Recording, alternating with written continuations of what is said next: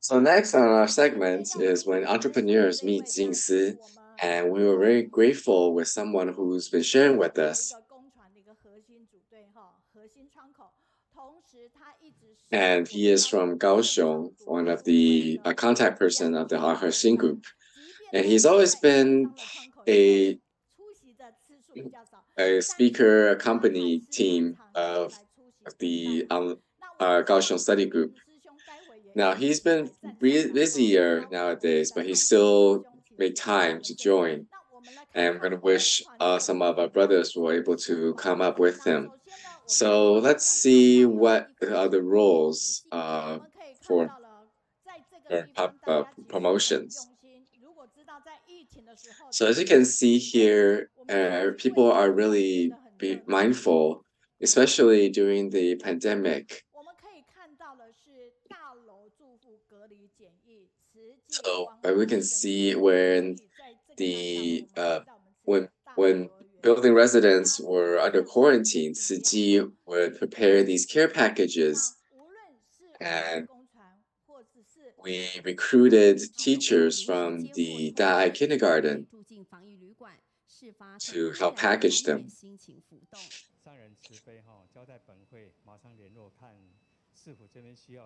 So, with Master's Compassion has instructed us to contact the city hall and see what kind of assistance they may need. So we prepare some Jinsi aphorism as well as the powders, so that those who are under quarantine would be calm and feel loved.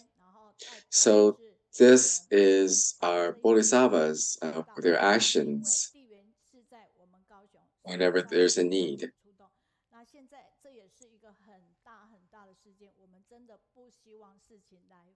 And this is also one of the incidents that happened that we do not like to see ever again.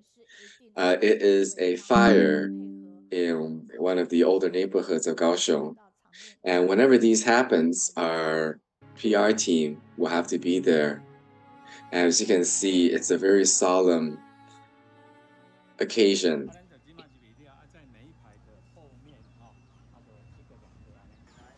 So when we're coming in, let's just stand one to one behind each of the families.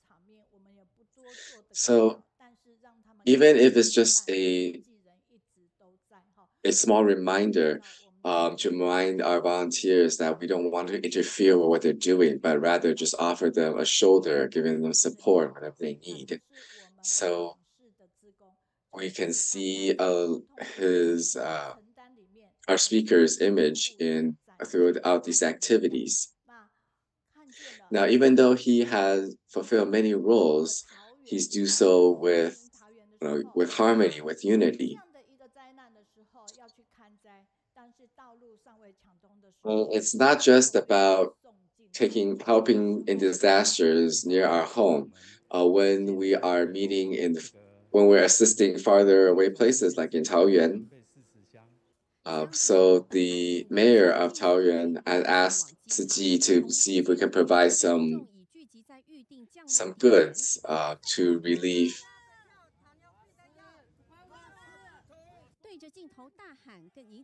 So you can see the residents are getting all together because of the typhoon. The bridge has broken and leave a lot of the villages stranded. So we'll stop here and invite our speaker out. In September, we have entrepreneurs from Malaysia visiting Kaohsiung, and they really wish to have an opportunity to interact with everyone. So when we thought about creating this opportunity, we thought about the entrepreneurs in Kaohsiung.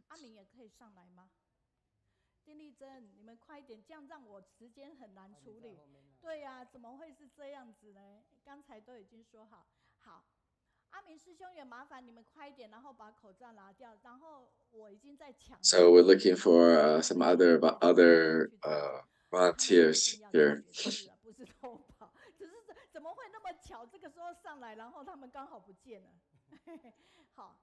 So unfortunately, they're in the bathroom right now. So when our Malaysian family came to visit, they had a simple goal because many of the entrepreneurs, they only provide financial support. They would not volunteer themselves because to them, time is money. But when coming to Kaohsiung is because entrepreneurs in Kaohsiung are very different. Even though they are businessmen themselves, they also take on different roles in the Tzu Chi team. For example, our speaker today is in the PR role and disaster relief contact.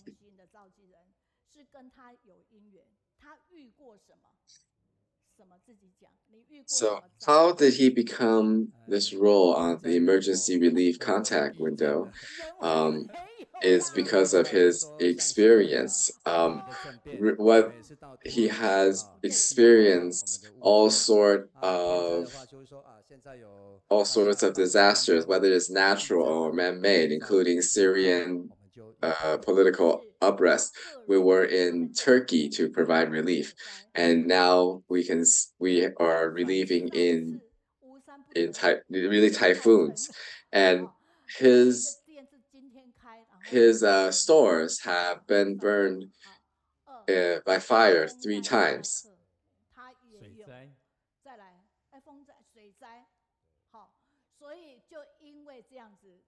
So he has experience with fire disasters, with typhoons, and because of that, he has came to adopt this role as the disaster relief contact window. Now, fortunately, ever since he have taken this position, has been very peaceful in Kaohsiung, and we are very grateful with Master's wisdom and blessing. And our sister Li Zhen is our case visit window, and because of this opportunity, when the Malaysian entrepreneurs, when they come to visit, they wanted to know why and how our entrepreneurs not only provided financial support, but also personally take on roles and donated their time.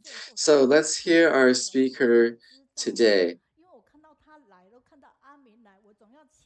So before he starts, I'm going to send the rest of them back to their seat.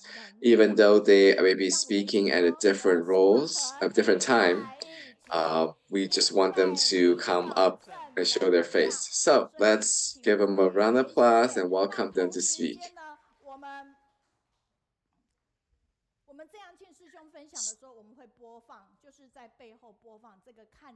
So at the same time, when our brother郑杨庆is sharing, we will also show a video.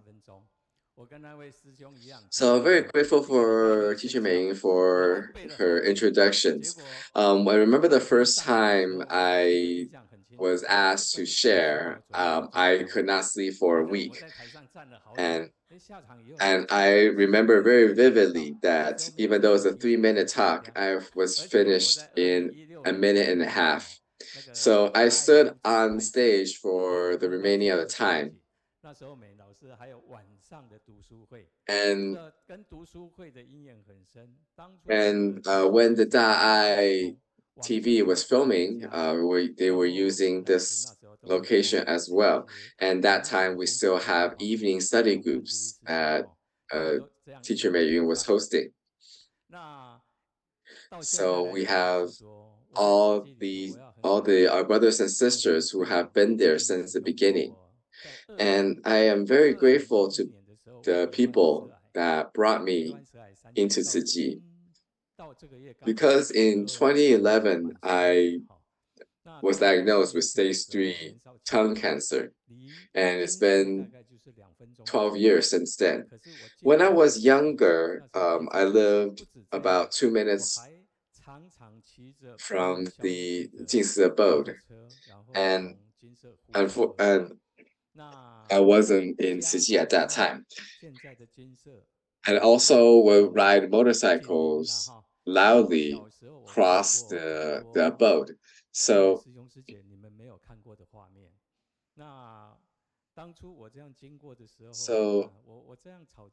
growing up, I seen a lot of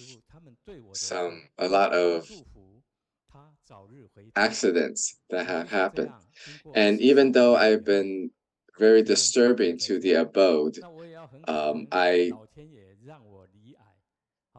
I received the blessings of the masters in the abode that brought me here 45 years later. Now, it was after that I was diagnosed with tongue cancer when Brother Pan Ji brought me into the Kaohsiung study group. So throughout the visit, I counted more than 200 brothers and sisters that would put their palms together and welcome me. So after going home, I was very grateful to receive so much positive energy from them. And so I was fortunate to recover from that. And for the past 12 years, I have not taken any medication and have not been back for routine visits for 9 years. I kept one medicine in mind, and that is Master's teaching. So since 45 years ago, when I rode past the abode, I made the vow that whenever I have the opportunity to go back to the abode, or when driving by them, I would send my blessings to those who I bothered 45 years ago. And coming to realize that it was truly bad behavior of me, because there could be some older people who just fell asleep and got woken up by me, or there could be babies. So I feel really very embarrassed, really bad, knowing what I did. And I learned to repent. Secondly, I also taken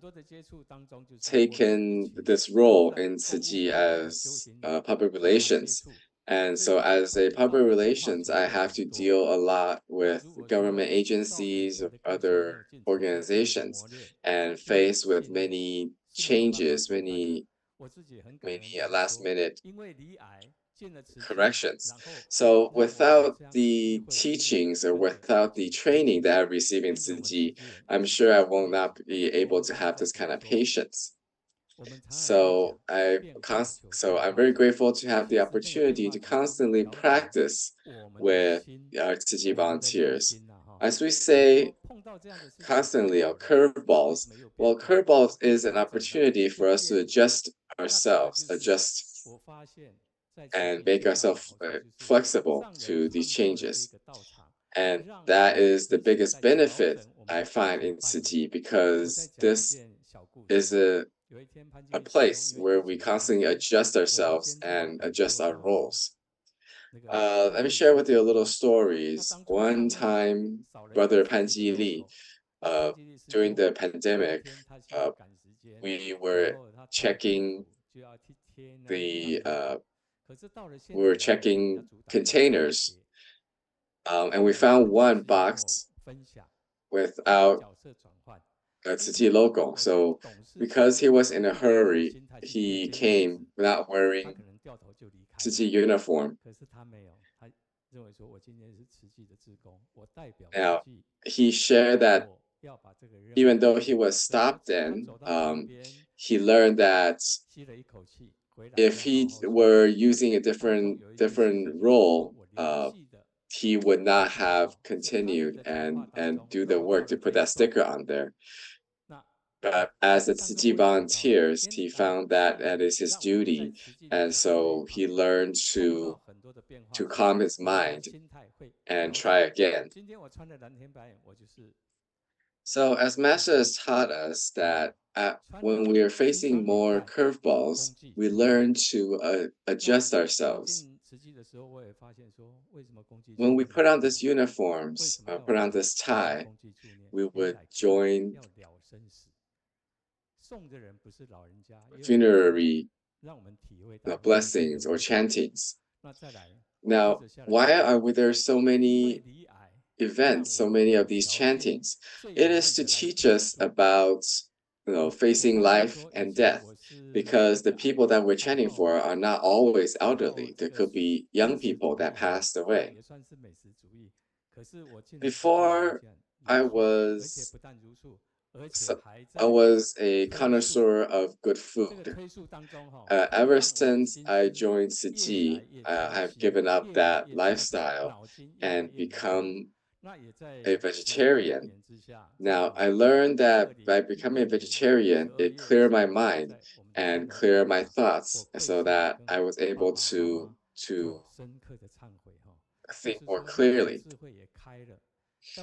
I remember last year I repented to my parents that now, after joining Tzu Chi, I have had the training, the wisdom to clear the obstacles that's in my life. So I'm very grateful that I still have the opportunity to stand here and share with everyone, and especially especially the people that helped me along the way. So I'm very grateful for Brother Panji for his incessant invitation. So let's give him a round of applause. When I was certified that day, I kneeled in front of him and show my gratitude.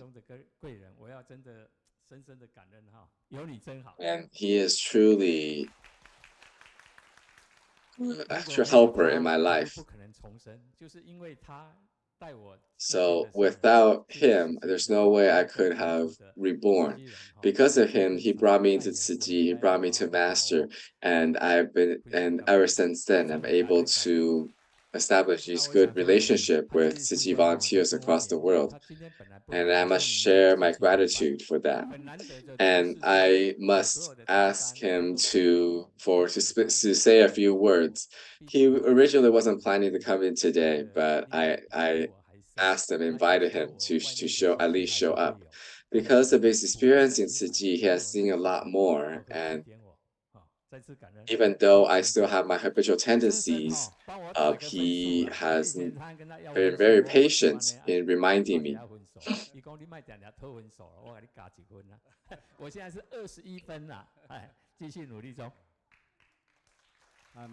So he, whenever I did something, I always ask him for a grade, and he's always said that don't keep asking for a grade.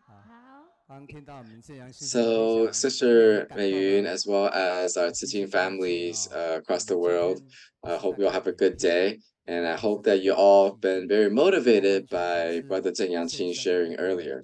Today, we are not watching any drama or any scripted television. These are all real-life stories. And each of these stories that he shared, he traded with his life.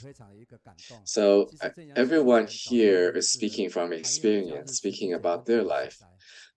Even Brother郑杨庆, we know him for a long time, even before he was in Tzu Chi. So even though we're in different fields, we were in pretty much the same group of people. So don't worry about the changes that you experience when you're in Tzu Chi. It's because these are all positive changes. So he is truly a warrior on his life. If he has not made a great vow and diligently act upon it, he would have not been able to continue walking on this Bodhisattva path, because as we know, the Bodhisattva path is not an easy road to walk on. But with our brothers, sisters walking along with him, we also learned a lot from him. We always say that we wouldn't say that we have introduce or save a lot of people, but rather it is that we are recruiting more people to help us to advance in the way. Now, because of time, there's a lot of things I wanted to say, even though I didn't say I wouldn't want to say anything earlier. Now, this is all things we learned from Teacher Mei. Now, more than a decade ago, when he was certified at the celebration, he came in front of me and kneeled. And I was on stage. I was very nervous. So after he kneeled, I kneeled as well. And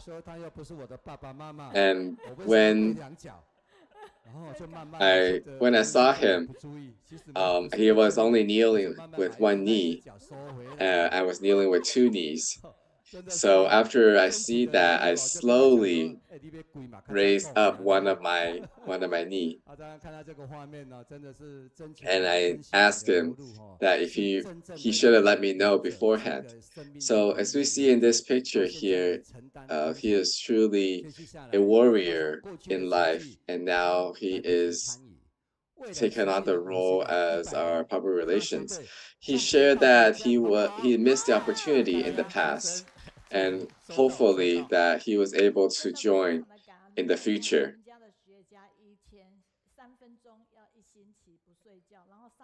So it's truly grateful that our entrepreneurs, before they could not say a word, but now they were able to share easily for three minutes.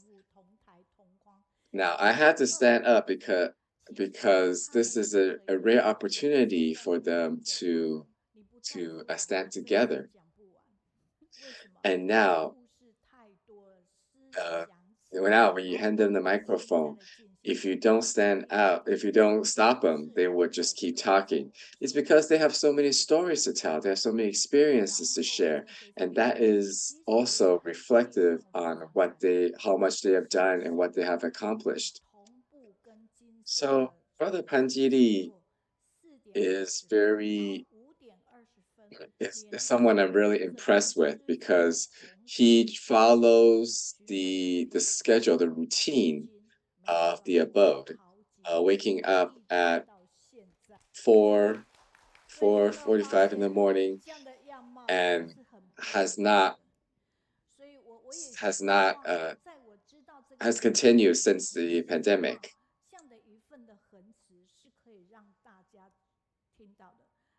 And I really wish that this determination could be heard by everyone. Now, I would like to share with you that inviting them to talk has not been an easy task, because they needed to plan and to prepare the material. So it's also, I wanted to let them know that if they have not given me a script or anything beforehand, they will not be able to give to the translation team. So here I would like to invite them again. In 2024, would you like to come back?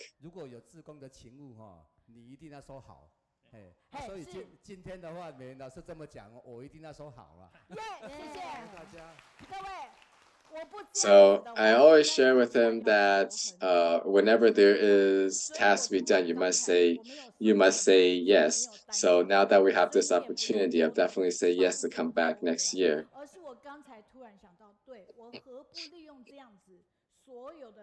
So if I don't take this opportunity here and to invite him, I know that it will take me a lot of time, a lot of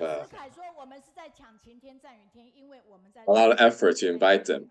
So now the whole world knows that we'll be back next year. So some of the feedback here, they are truly taking great advantage of the time they have, and then making every second count. Now, even though we may not be able to choose the illness that we fall a victim of, but we can adjust our mindsets and how we face the health problems that we have. And for Brother郑杨庆, after his recovery, he's been contributing and paying back in community service, in recycling, and in helping others.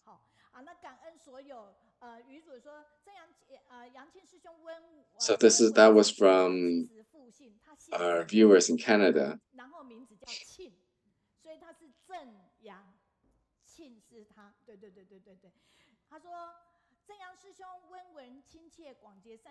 So he has a double last name. And one of the shares that he has been an example of Tzu Chi volunteers.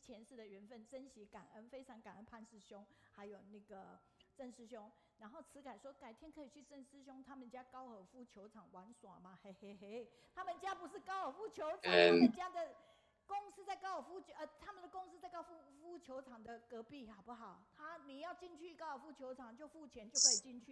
so the golf course that you see does not belong to him. He's just that his company is next door to the golf course.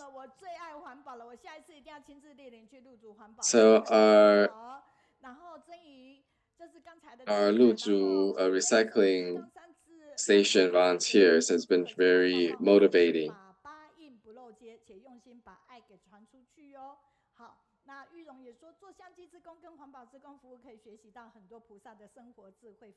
And from Yurong, it's sharing that from